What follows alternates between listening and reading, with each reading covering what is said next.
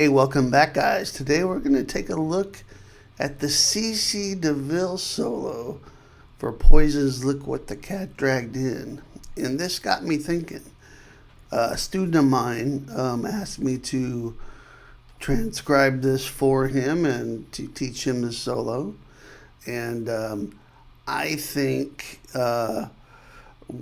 when I think of Poison, I don't think of necessarily the epitome of great musicianship. And that idea started when Poison first came out, when I was a teenager in the mid to late 80s. And C.C. Deville always got hammered, in the, not necessarily the guitar magazines, but just the general thought of guitar players that I hung out with and people that I talked to at the time was that C.C. Deville was not on the level of guys like Yngwie Malmsteen or Joe Satriani or Steve Vai or any of those great players that were coming out at the time. He didn't even compare favorably to someone like Slash, or even like Angus Young. People just said this guy's a joke. He acts like a fool on stage and all this stuff. And I think I was wrong about him. I've learned a few different solos by Poison in recent years, and of course this one now. And not only is there some pretty good chops going on, there's technique here. There is a well-crafted sense to all the solos that I have learned from Poison. They fit the song, and there's some flash and some cool stuff in there. Now, is he sweep picking like a madman? No. Is he doing the Paul Gilbert alternate picking runs of doom? No. Is he lighting up the fretboard with Joe Satriani legato like in Flying in a Blue Dream? Not quite. But there's some pretty good licks in this solo and in other ones. Nothing But a Good Time, for example. They're fast. They're not that easy to play, as you're going to find out. And really well crafted. And so, C.C. Deville, I'm sorry, man. You deserve my respect, and you do not deserve all the criticism that you've gotten over the years. Now, I'm not speaking about his personal life or whatever happened with him in the band. I'm not even talking about his on stage playing, because in my opinion, what I've seen, I've never seen Poison live, but what I've seen footage-wise, he's really more of an entertainer. He goes for it. He jumps around. He rarely plays exactly the same solo that was on the record live. Maybe just little bits of it here and there, but he's all about the show, entertainment, jumping around. So I can't really criticize him for that, because that's what we're supposed to do when we're on stage, is entertain. Hopefully play well too. But so all this to say, you know what? I think we should not just write C.C. Deville off. Now, many of you are C.C. Deville fans. I know that because you've spoken up for him on previous videos, so you already know this. And I'm not necessarily trying to convince everyone else to give him a shot if they've already wrote him off. Maybe you just don't like Poison, and that's totally understandable. They're an acquired taste for sure, but they fit right into that good times 80s hard rock and metal, and they're still going today. And I think they're fun. I don't listen to them all the time, but this is a pretty cool little solo. So all that to say, let's give CC some credit here. Let's check out this solo. All right. Before we do, please check in the description below, and you'll see my Patreon page.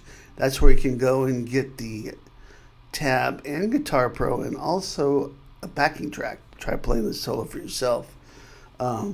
Also, you'll want to know that this is tuned down a half step like Poison does. So we're in E flat standard tuning. So with that, let's get started. All right, so basically what happens, you come out of the riff.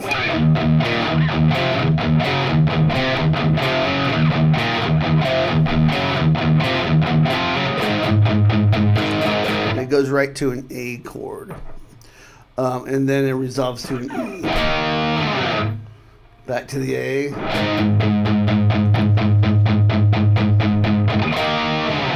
Then it goes to C. Then to a D.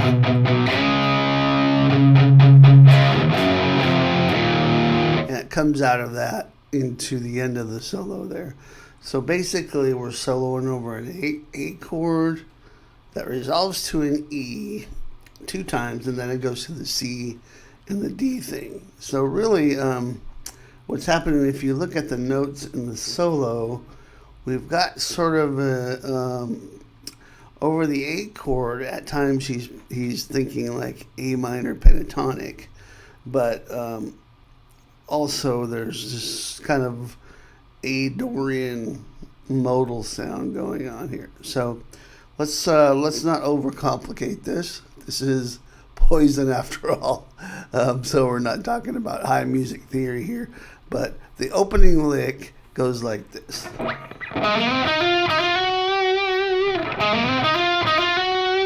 So notice that this is B over the A chord. It starts on an A note. And there's kind of an interesting rhythm to that. You're going to play 7 on the D, hammer on to 9 and slide up to 11, all on the D string. And then we're going to play 9 on the G, hammer on to 11, slide up to 12.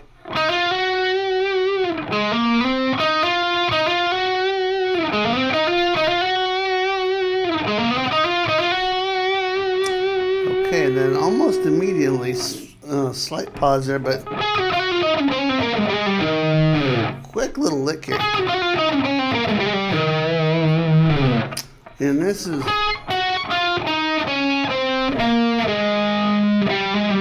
kind of a symmetrical shape. It's sort of, you could think of it kind of like as a Dorian type of thing here, but just talking about the frets here, we're on 14, 12, and 11 on the G.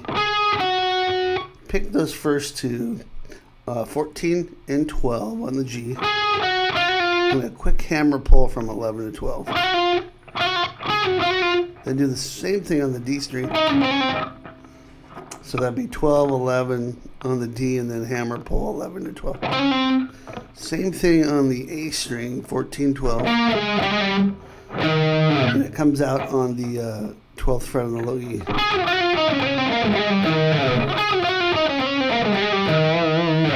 Okay, so we got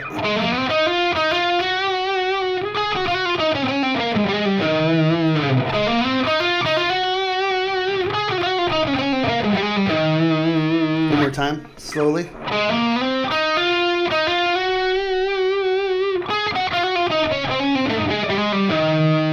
Now immediately here he goes to this like,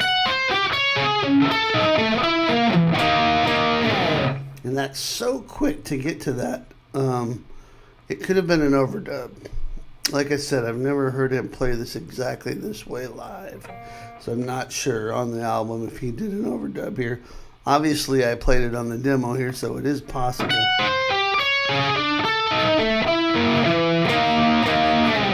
But you're going to need to go quickly from right to that high E string. One thing I might say is that it's hard to hear on the album if that low E is in there from the 12th fret on the low E. So You could skip that note and just give yourself a little more time to get to the 15th fret on the high E.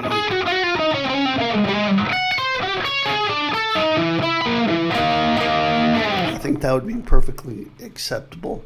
So, so those are the first two licks, and this lick here is kind of like a symmetrical diminished lick. Symmetrical meaning it's the same shape going across the strings. It has a diminished sound. I would probably think of that when I'm playing it, but I think mainly it's just a shape that produces some dissonance that doesn't follow a scale, so it really jumps out. It really jumps out. And it's cool to have things like that in your playing. Little things like that you could throw in.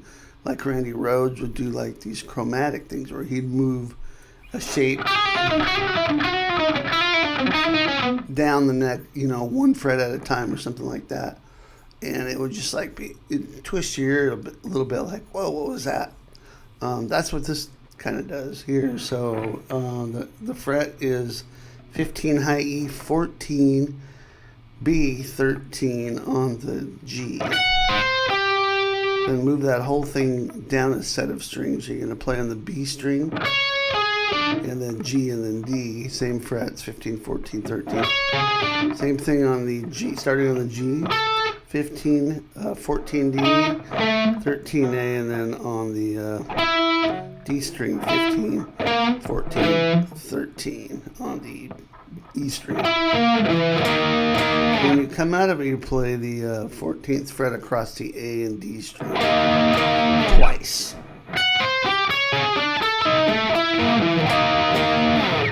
Like so. So here's what we have so far.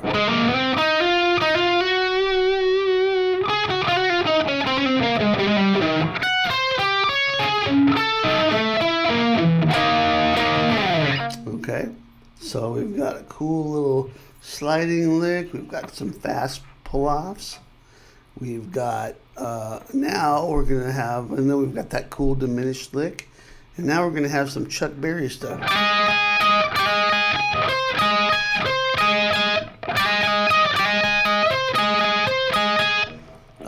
So, yeah, right out of the Chuck Berry playbook here. What I'm doing is I'm sliding in from 16 across the B and E strings, form a little bar there and just move it up, and move it up, slide into 17, so, and play that, and play 17 3 times, and then play 18, I'm sorry, do that twice, so, you can do all downstrokes there. And then 18 on the G string once, and then 17 on the high E and B twice. So, and then back to 18, G, twice on 17 again on the across the high E and B string. So the whole thing would be.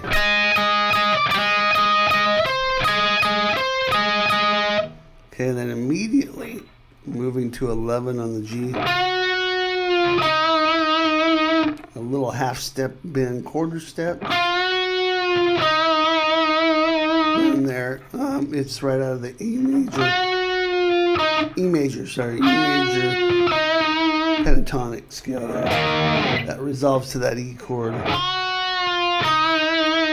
Okay, so we're going from this A minor sort of Chuck Berry pentatonic thing. It's not really minor, it's kind of like a blue, like a dominant kind of a sound there, but we're just playing over a power chord, so try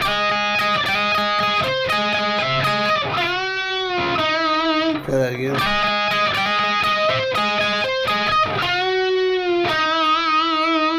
Hopefully that makes sense. Then there's a break. And then there's a little lead line that comes in. It's over the C chord. Notice how he's really outlining the chord here. playing a chord tone, which is the fifth of C. Playing that note over it. And when he goes up to D, he's playing the fifth of D. So there's your A note. So again, back to my premise that CC really plans these solos out, and they fit the song beautifully. So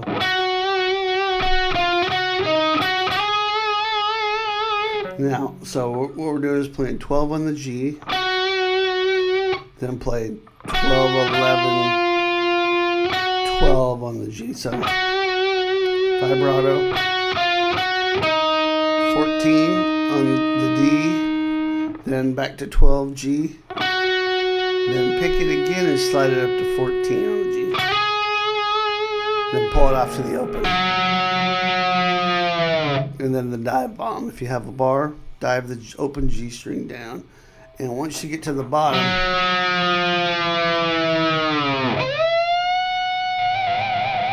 then you hit this harmonic at the 5th fret on the G string, and give it a little shaky shake. So that's it, really. On the demo, I did harmonize this. I couldn't help myself.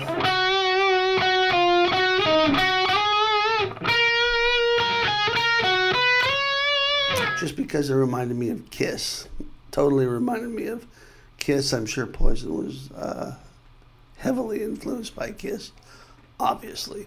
So that harmony just felt right to play there, but that's not really on the album. So here's the note.